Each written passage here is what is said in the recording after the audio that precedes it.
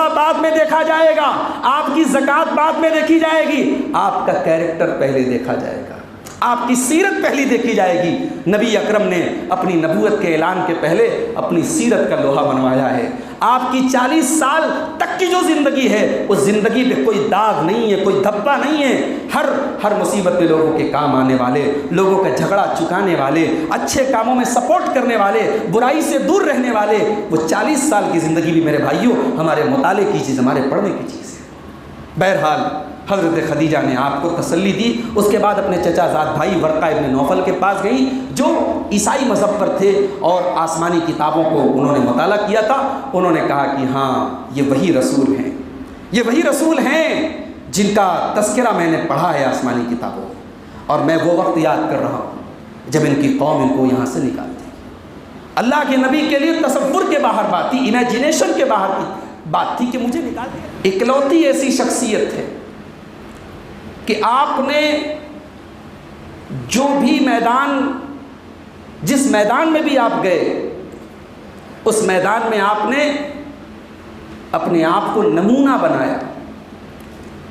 اگر آپ مسجد میں اللہ کی بارگاہ میں عبادت کے معاملے میں اگر ہمیں بالکل ٹاپ پر نظر آتے ہیں، تو ایسا نہیں ہے کہ آپ کی گھریلو زندگی، آپ کی عائلی اور آپ کی میریٹل لائف جو ہے، اس میں نعوذ باللہ آپ ناکام ہیں۔ بہترین باپ بھی ہیں آپ، بہترین شوہر بھی ہیں آپ، بہترین دوست بھی ہیں آپ، بہترین پڑوسی بھی ہیں آپ، تجارت کے معاملے میں بہترین تاجر بھی ہیں آپ، جنگ کے میدان میں بہترین کمانڈر بھی ہیں آپ۔ یہی وجہ ہے کہ اللہ تعالیٰ نے قرآن کریم میں اپنے نبی کو سارے اہل ایمان کے لیے صرف اسوہ نہیں کہا۔ اللہ نے عربی میں اسوہ کے معنی بھی آئیڈیل ہوتے ہیں۔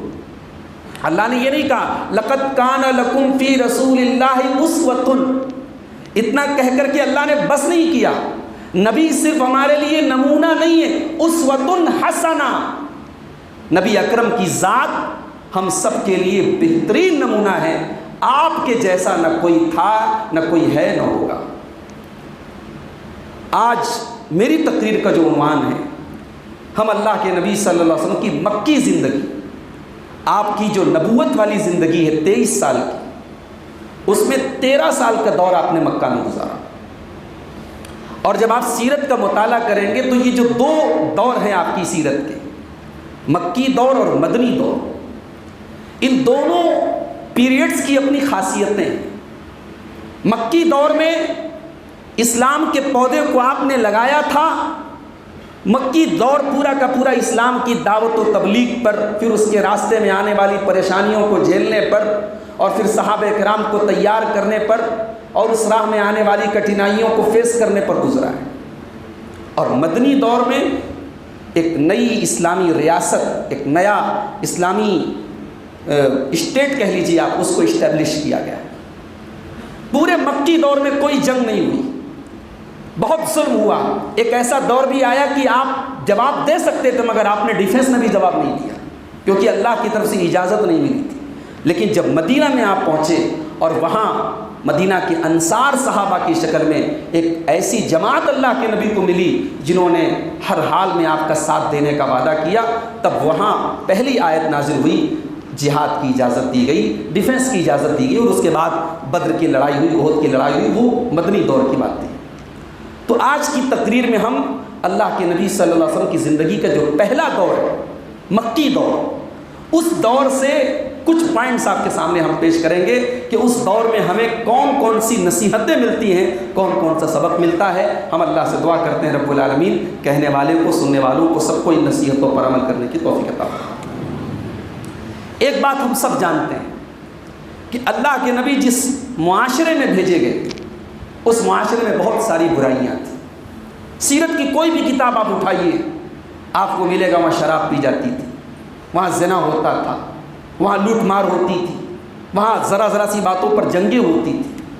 بلکہ اگر اس دور کا بالکل صحیح نقشہ اگر آپ کو دیکھنا ہے تو آپ حضرت جعفر رضی اللہ تعالیٰ عنہ کی وہ تقریر اٹھا لیجیے جو انہوں نے حبشہ کے دربار میں کی تھی۔ جب مسلمان لوگ ہجرت کر کے حبشہ پہنچے اور مکہ کے کافروں نے اپنے 2 لوگوں کو وہاں بھیجا اور ان لوگوں نے آ کر کے بادشاہ کے سامنے مسلمانوں کے خلاف زہر بھرا. تو بادشاہ تو آج کے بادشاہوں کی طرح نہیں تھا کہ ایک پکش کی بات سن لے اور دوسرے پکش کی بات نہ سنے. بادشاہ جو عیسائی بادشاہ تھا، بعد میں مسلمان بھی ہو گیا وہ نجاشی، تو اس نے کہا نہیں، ہم مسلمانوں کو بلائیں گے، ان کا پکش ہم سنیں گے، ان کی بات ہم سنیں گے. تو مسلمانوں کی طرف سے حضرت جعفر رضی اللہ تعالیٰ عنہ آئے اور انہوں نے ایک چھوٹی سی اسپیچ دی. وہ اسپیچ کیا ہے؟ اللہ اکبر. میں سمجھتا ہوں کہ چند جملوں میں حضرت جعفر طیار رضی اللہ تعالیٰ عنہ نے اسلام کا انٹروڈکشن پیش کر دیا. کیا کہا انہوں نے اس تقریر میں؟ ایھا الملک کنا قوما اہل جاہلیت. بادشاہ سلامت، ہم دور جاہلیت کی زندگی گزارا کرتے تھے. نعبد الاصنام، ہم بتوں کی پجاری تھے. وناکل المیتا، ہم مردار کھایا کرتے تھے.